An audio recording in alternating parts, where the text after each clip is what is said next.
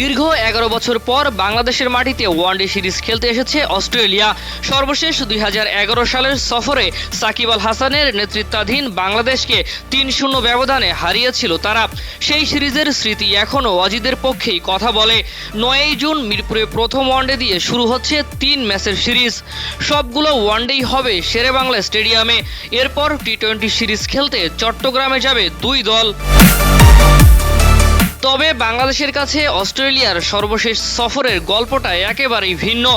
সব মশার বিরুদ্ধে সুরক্ষা দিতে এলো বসুন্ধরা এক্সট্রিম অ্যারোসল, মশার বিরুদ্ধে এক্সট্রিম সুরক্ষা। 2021 সালে ঘরের মাঠে টি-20 সিরিজে অস্ট্রেলিয়াকে 4-1 ব্যবধানে হারিয়ে দেশের ক্রিকেটে নতুন অধ্যায় লিখেছিলেন টাইগাররা। এবারের সফরের আগে পাকিস্তানের বিপক্ষে ওয়ানডে সিরিজে 2-1 ব্যবধানে হেরেছে অস্ট্রেলিয়া। সেই ধাক্কা কাটিয়ে ঘুরে দাঁড়ানোর লক্ষ্য তাদের। তবে দলে নেই 2 অভিজ্ঞ পেসার মিচেল স্টার্ক ও প্যাট কামিন্স।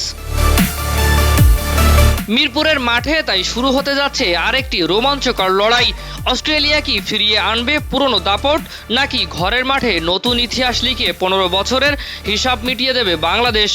উত্তর মিলবে মাঠের লড়াইয়ে। ফারিজুল ইসলাম, ডেইলি সান।